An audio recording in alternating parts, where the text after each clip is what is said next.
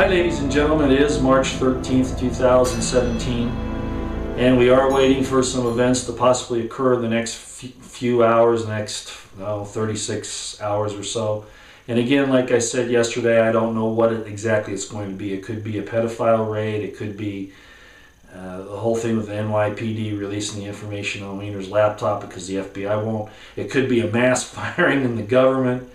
It could be going after the people who are doing the surveillance on Trump. I really don't know, but we're watching that still. The big event is, we're still waiting for that to happen.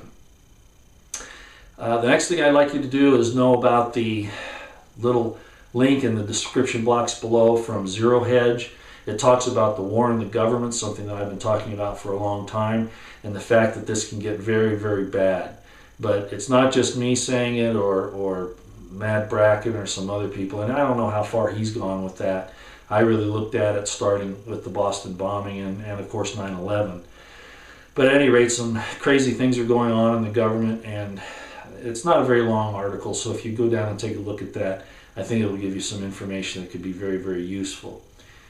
And then, of course, Dr. Steve Pieczenik came out with his feeling on these wars that are going on. He basically, the article, Stop These Useless Wars. And the link to that is also in the description box below. And this is all assuming that YouTube isn't going to keep you from accessing those. But if they do, see if you can do it from another route.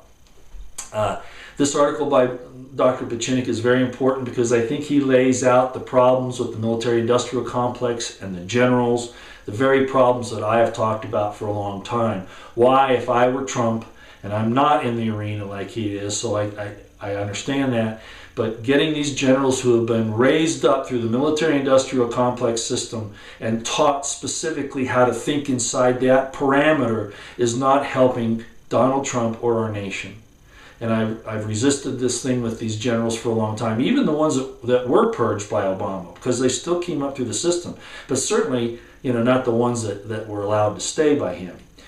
Mattis, he might be a great fighter. That's probably true. He's probably a great combatant commander. But the fact of the matter is, this whole thing, the way he's conducting Syria again, yeah, I want to go after ISIS, and Trump said he was going to. But this manner of doing this, you can't do it this way. And this is old school, and they just have to think outside the box. Do I have a solution for it? Probably, but what good would it be to vent to it? So what I'm saying to Dr. Pieczenik again, and to President Trump or anybody else who can handle this thing, stop looking at these generals for your solutions, for your help. There are such competent and well-schooled, extremely experienced field-grade officers in the 05, 06 range. Again, being careful on the 06 colonel range, captain in the Navy. But like Lieutenant Colonel Anthony Schaefer, look at the experience he has. Yeah, he probably hasn't run big departments and all that, but how necessary really is that? We're talking about implementing policy right now, not about the nuts and bolts. We can get to those later. We've got to get the policy out there. So in the military, you have, a major objective out in the distance, right? In between that major objective, you have intermediate objectives.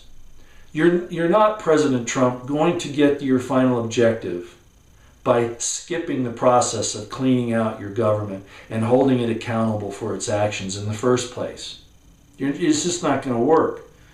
And I know you think, well, but this isn't a business. This is a whole other thing. You're talking about warfare now, and it's a whole nother ball game. Okay?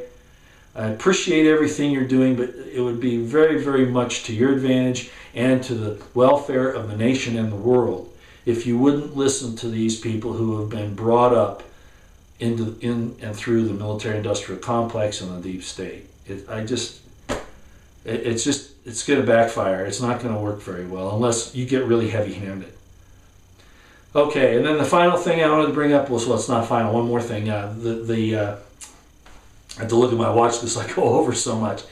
This thing with feminism, I've said for a long time, silence is agreement. And you hear these feminists who want to get out there and talk about how bad Christians are in America and the patriarchy and all that in this country. And I saw a thing on YouTube where this woman had a hijab on, a very beautiful lady, And she was taking selfies of herself and saying, and I don't know, this may have been a parody, but the point is still made. And she says, you know, I've converted to Islam because the patriarchy here in the West and under Christianity is so terrible. And I like the liberation for women in Islam. Yeah, are you kidding me? Again, everything I said yesterday, the chains, not driving, beating up your wife for just disagreeing with her husband, the whole thing with genital mutilation. So why is it that Obama too, Madonna, Scarlett Johansson, Gloria Steinem, and of course, you know, Michelle Obama and Linda Sonsor, whatever her name is, still I can't get it right. Maybe because I don't want to. Maybe it's a form of an insult. But at any rate, they bring all this stuff here and do all these things and glorify Islam and don't tell about the bad side. That's deliberate deception. Of course, and I know everybody that's thinking is aware of that. But silence is agreement. So what they're actually saying is they agree with that, what that side of Islam is. They might be using it right now just for a primary immediate objective to dishonor and cause Trump problems and the conservatives. But it's still a lie. It's still a deception. And I saw this thing on YouTube where this guy, it's a new movie out, and this stuff is getting glorified. And I'm telling you, this is going to hurt us. He changes himself very well, kind of a light complected guy, but as a girl he was great. You know, he did this whole transformation, but that's a lie. That's a deception. Can you imagine? You know, you see that and you think you're going to go be with this girl, and it turns out to be a guy that's had this gender transition. That's a deception. That's a lie. So I don't care how they try to justify it, glorify it, condone it, push it, whatever, it's wrong. And that's just the bottom line, because fundamentally it is a lie. Now we get to the final thing. The Bundy trials, very disappointing as far as what I keep seeing. What am I talking about? Well, first of all, it was the government that is suppressing and oppressing people. And the courts, the Supreme Court, those people really aren't the final arbiters of the Constitution, it's the people. And at Bundy Ranch, at least at the point of trying to protect the Bundys from the violence of the BLM and what they had done, and I won't rehash all that, and go back and look at my videos on that, they had threatened the Bundys physically, emotionally, mentally, financially, everything. And I'm saying, you know, the grazing fees and all that's a separate issue. It's the manner in which this force was used. It was inappropriate. It was abuse of force. It was way beyond the use of force continuum. I was a law enforcement officer and a military police officer. I know what I'm talking about.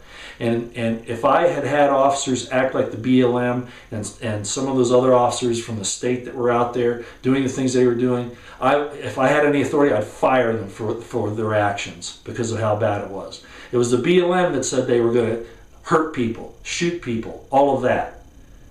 And I'm not saying it was a good thing what happened at the wash there off of I-15, but that was primarily the BLM's fault because they had already been told to leave. I mean, this whole thing is absurd. They weren't even supposed to be there at that point. But they were pointing weapons at those people, and those people knew that they had to defend themselves against that kind of tyranny. My concern was at the Bundy Ranch itself, that they not do anything to the ranch itself, or the people that were there. I'm talking about the BLM. But then I see these officers, state, county, BLM officers get up there and get this. I'll tell you what, they're up there because the prosecution wants a conviction. It doesn't care about the truth. The courts don't care about the truth. They want a conviction. Any pretense of justice, of weighing the truth against the lies, they're not doing that. They're stacking it so that they get a conviction. Even the judge is doing that, and I think we all understand that. But what really disgusted me is these law enforcement officers that are getting up there and crying about how afraid they were. Really? And then lie about the situation as it occurred. I could say prevarication, but no, they just really did lie. You know what? As a law enforcement officer, as a military officer, to see that kind of cowardice and prevarication, if it wasn't cowardice, it was acting. Either way, I wouldn't want that person to be having my back in a dangerous situation. I wouldn't trust them. If they don't want to tell the truth, if they don't want to stand up and be men and women, I guess these days, if they don't want to stand up for the truth, and they want to get up there and pretend about how afraid they were, really? Oh, wow. That kind of cowardice, we don't need to be having them wear a badge and a gun. I'm sorry, that's not necessary. They shouldn't even be in uniform carrying that badge and that gun. I guess I could go into more depth about it, but I think that's pretty much how I'm going to say it, and I think you understand what I'm saying.